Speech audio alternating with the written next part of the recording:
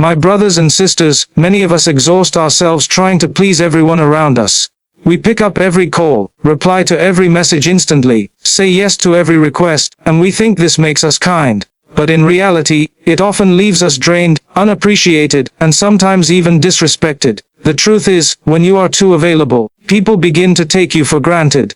Islam teaches us balance. Kindness does not mean self-destruction. Today, let's understand why protecting your time, your energy, and your heart is not selfish, it is wisdom. When you are always available to everyone, you unknowingly lower the value people place on you. Human nature is such that when something is easily accessible all the time, it starts to feel ordinary, even if it is actually valuable. Think about it, rare gems are kept safe, guarded carefully, and because they are not in everyone's hands, people honor them.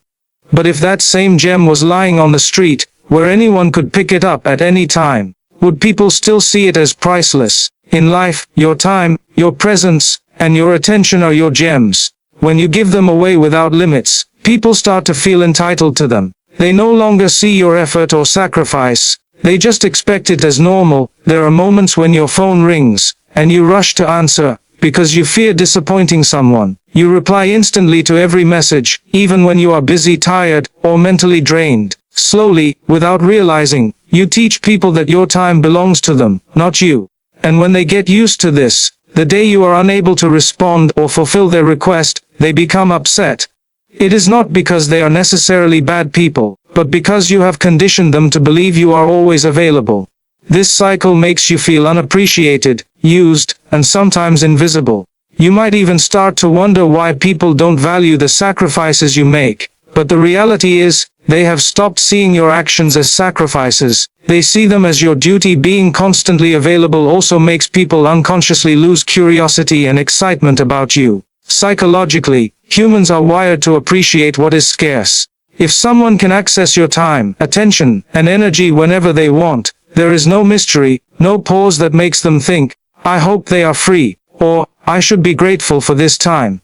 Instead, your availability becomes background noise, like a song that plays every day, until no one listens carefully anymore. You may have the purest heart and the best intentions, but overexposure leads to underappreciation. The more you give without boundaries, the less they see the weight of your giving. What is even more dangerous is how this constant availability affects your inner peace. You start to neglect your priorities, your spiritual growth, and even your health, because you are trying to be present for everyone else. You begin to live reactively, always responding to others, rather than proactively living your own life. And in the end, people who truly value you will never ask for your soul in exchange for their comfort. They will respect your boundaries and understand that you are a human being, not a 24/7 service. But those who have become accustomed to your endless availability will continue to take more, because that is the pattern you have set for them. Saying no is an act of self-respect, not arrogance. Many of us struggle with this simple word because we fear disappointing people, losing relationships, or being labeled as selfish. From a young age, we are taught that helping others is a virtue, and it truly is. Islam encourages kindness, generosity, and being there for others. But kindness without wisdom can become self-destruction. When you never say no, you are teaching the world that your time, your energy, and your priorities are less important than everyone else's. Over time, this does not make people respect you more. It often makes them see you as someone they can use without limits. Every time you say yes to something that you truly do not want to do or cannot handle, you are quietly saying no to yourself. You are saying no to your rest, no to your mental health, no to your personal growth, and sometimes even no to your obligations to Allah. Imagine being exhausted, drained, or overwhelmed, but still rushing to help someone, because you cannot bear the thought of upsetting them. In that moment, you are giving from an empty cup. You are stretching yourself thin for people who might not even realize the cost you are paying. And the painful truth is that the more you keep saying yes when you need to say no, the more people will expect it, and the less they will appreciate it. Saying no is a form of teaching people how to treat you. It sets a boundary that communicates, my time and energy are valuable, and I cannot give beyond what is healthy for me. A person who respects you will understand this. A person who only wants to take from you will be upset, But that reaction reveals the truth about their intentions. Protecting your own well-being is not arrogance, it is a responsibility. Your body, your mind, and your heart are an amanah, a trust from Allah. If you burn yourself out to please people, you are neglecting the very trust you have been given. When you learn to say no, something powerful happens inside you. You begin to feel lighter, freer, and more in control of your life. You stop living under the constant pressure of meeting everyone's expectations. You start living intentionally, giving your yes only to the things that truly matter. You also begin to notice a shift in the people around you. Those who truly care about you will start valuing your time more. They will come to you with respect rather than entitlement. And those who were only there to drain you may distance themselves, which is a blessing in disguise because it leaves space for better connections to enter your life. Saying no is an act of self-respect, not arrogance. Many people struggle with this simple word because deep down they fear rejection, disapproval, or being misunderstood. They think that refusing someone will make them look cold or selfish, but in reality, setting boundaries is an essential part of living a balanced life. If you are constantly saying yes to every request, every favor, and every demand placed upon you, you are silently saying no to yourself. You are saying no to your rest, your peace of mind, your personal goals, and sometimes even your obligations towards your own family and towards Allah. A life without boundaries may feel like kindness at first, but over time it becomes a prison you have built with your own hands. When you learn to say no, you are not closing the door on kindness, you are protecting it. Because kindness given under pressure, while your heart is heavy and your soul is tired, is not real kindness. It is a burden. When you give from a place of exhaustion, you start to feel resentful. Resentment is the silent poison that kills relationships. You begin to feel used, unappreciated, and invisible. And yet you still keep giving because you fear the consequences of saying no. The cycle continues until your own energy, your own dreams, and your own health are depleted. This is why self-respect is not arrogance. It is a shield that prevents you from burning out while trying to light the world for others. There is also a psychological truth here. People respect what has boundaries. Think of anything valuable, gold, diamonds, sacred places. They are not accessible to everyone at all times, and that is why they are honored. When you never say no, you make yourself too accessible, and people unconsciously begin to take you for granted. They stop seeing your effort as a gift and start seeing it as an obligation. But the moment you begin to say no, you retrain people on how to treat you. You teach them that your time and energy have worth, that your life has priorities, and that respect is a two-way street. Learning to say no also opens the door to intentional living. When you say no to what drains you, you create space to say yes to what truly matters. You can focus on your spiritual growth, your family, your health, and your personal development without the constant pressure of pleasing everyone. It is a shift that requires courage because some people will not like it. They may accuse you of changing, becoming distant, or acting superior. But in reality, you are simply protecting the life and energy that Allah entrusted to you. Saying no when you need to is not a rejection of others. It is an acceptance of your own value, and a reminder that your kindness should come from strength, not exhaustion.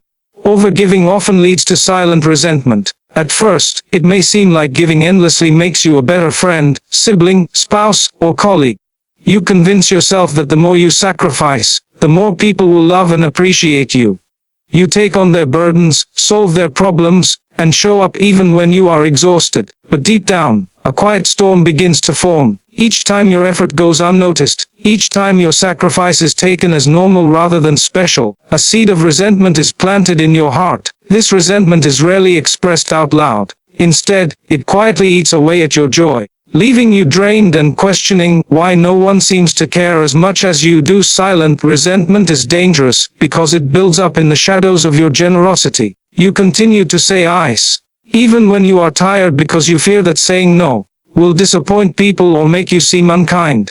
Yet, with every forced yes, your heart whispers, "What about me?" You start to notice the imbalance in your relationships. The favors are not returned, the efforts are not acknowledged, and the people you bend over backward for may even begin to expect your sacrifice as a given. Human nature works this way. The more something is freely given without boundaries, the less people value it. They begin to see your extra effort as your duty, rather than a gift. This cycle of overgiving and unspoken resentment can also impact your spiritual and emotional well-being.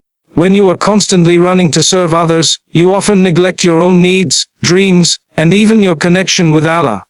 You tell yourself that helping people is noble, and it is, but doing it to the point of self-destruction is not what Islam teaches. A believer is encouraged to help others, but also to guard their heart from bitterness and to maintain justice in all things, including self-care.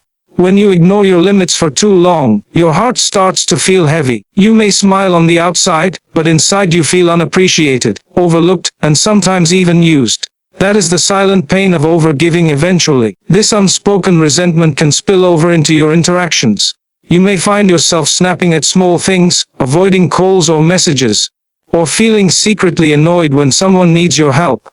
It is not because you are a bad person, but because your heart is crying out for balance.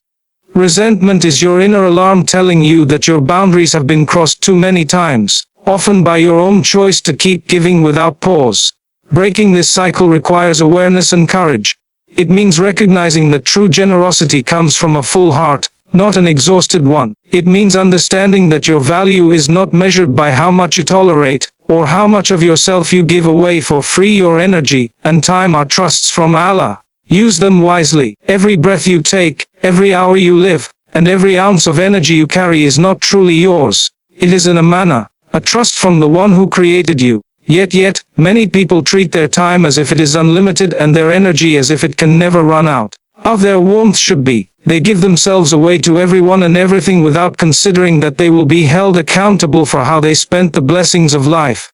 When you allow everyone to access your time without boundaries, you are neglecting the trust that Allah has placed upon you. Your life is like a precious lantern, and every moment you give away carelessly is like pouring out its oil without thought. In our daily lives, it is easy to forget that our energy has limits. You wake up with a certain amount of mental, emotional, and physical strength. Throughout the day, every conversation, every task, and every favor you give takes a portion of that energy. When you constantly say, "Yes," to every request, answer every call, and run to fix everyone else's problems, you are depleting the trust Allah gave you. And when that energy is gone, you are left empty, unable to fulfill the responsibilities that truly matter. Your prayers, your family, your work, and your own personal growth. On a day spent in constant distraction is a day you can never get back. And the reality is that those who constantly drain your energy will not be there to refill it. Using your time and energy wisely does not mean you become cold or distant. It means you become intentional. It means you begin to ask yourself, is this how Allah wants me to spend my life right now? Sometimes, the most valuable use of your energy is in silence, in reflection, in ibadah, in building yourself so that you can serve others from a place of strength. But when your time is scattered everywhere, you are too weak to focus on what truly matters. You might fulfill every favor for people, but neglect the rights of your own soul, which longs for peace, for rest, and for connection with its creator. There is also a deep sense of dignity that comes when you start protecting the trust of your energy and time. People begin to notice that you are not always available for every trivial matter, and this naturally invites respect. They approach you with more thought, more care, and more appreciation. Even your acts of kindness begin to carry more weight, because they are given with intention, not out of pressure or habit. When you value the trust Allah has placed upon you, you learn that your time is life itself, and your energy is the light by which you live. That life distance creates appreciation, space invites respect. Human nature is wired to value what is not constantly in reach. When something is always present, always available, always ready at the first call, it begins to feel ordinary, even if it is extraordinary. Relationships are no different. When you are constantly around, answering every message immediately, showing up for every request without pause, people unconsciously stop appreciating your presence. They begin to assume that your availability is endless, and entitlement slowly replaces gratitude. This is why creating a little distance is not an act of cruelty. It is a way to restore balance, and allow others to recognize your worth. Think about how the heart works with longing. The things we miss are the things we cherish most. A simple absence can make a person realize the value of someone they had taken for granted. If you are always right there, no one has the chance to miss you, And when no one misses you, your efforts often go unnoticed. A small pause, a little space, can transform the way people see you. They begin to notice the gap when you are not around. They start to understand the weight of your presence, the comfort of your support, and the effort behind your giving. That space invites reflection, and reflection invites respect. Distance is also essential for self-respect. When you create space, you give yourself the opportunity to recharge, to reconnect with your own priorities, and to protect your inner peace. It allows you to step back and evaluate which relationships are built on genuine care and which are built on convenience. The ones who truly value you will remain, even if you are not always immediately accessible. The ones who only used you for what you could give them will drift away, revealing the truth without a single word being spoken. This natural filtering process is a blessing because it clears your life of unnecessary weight and leaves room for deeper, more meaningful connections. Creating distance also strengthens the quality of your interactions. When you are not constantly present, your presence feels more special. People begin to appreciate the time you give them, because it is not automatic or taken for granted. Even your words carry more impact because they are heard with attention rather than drowned in constant noise. Respect grows in the space between interactions, in the silence that makes the heart realize, this person is not always here for me, and I should value them when they are. Distance, when done with wisdom and not with bitterness, becomes a tool that protects your dignity, renews your energy, and silently teaches others that your presence is a privilege, not a guarantee. Protecting your peace allows you to serve others better. Many people think that constantly being available for everyone is a sign of kindness and selflessness, but in reality, it often leads to burnout, frustration, and emotional exhaustion. When your mind is overwhelmed, your heart is heavy, and your body is drained, you cannot truly give anyone your best. You might still show up physically, but your presence is empty because your peace has been sacrificed. Protecting your peace is not about being selfish or avoiding responsibility. It is about maintaining the emotional, mental, and spiritual strength that allows you to be genuinely present when it truly matters. When you guard your peace, you create a healthy balance between giving to others and taking care of yourself. This balance ensures that the help you provide is filled with sincerity rather than silent resentment. A peaceful heart has the capacity to listen deeply, to offer comfort with warmth, and to serve with genuine compassion. On the other hand, a restless heart that is constantly pulled in every direction begins to give out of obligation rather than love. People can sense the difference between someone who helps from fullness and someone who helps from exhaustion. By protecting your inner calm, you ensure that the energy you offer to others is meaningful and effective rather than forced and drained. Protecting your peace also means setting boundaries that prevent unnecessary stress from entering your life. It requires you to step back from drama, negativity, and the constant noise of other people's demands. This does not mean you isolate yourself completely or stop helping those in need. But it does mean that you choose your interactions wisely. You learn to say no to situations that deplete your energy without purpose, and yes to the moments that truly align with your values and responsibilities. This selective engagement preserves your emotional health and allows you to face challenges with clarity and patience. A peaceful person naturally becomes a source of comfort and stability for others. When your heart is calm and your mind is clear, your presence itself becomes healing. People feel safe around someone who is not constantly stressed, reactive, or drained. Your words carry more weight, your advice becomes more thoughtful, and your actions reflect wisdom rather than impulsive reactions. Protecting your peace is therefore not just a favor to yourself, it is a gift to everyone around you. By taking care of your emotional and spiritual well-being, you allow yourself to give from a place of strength instead of survival, and that difference transforms the quality of every relationship you have.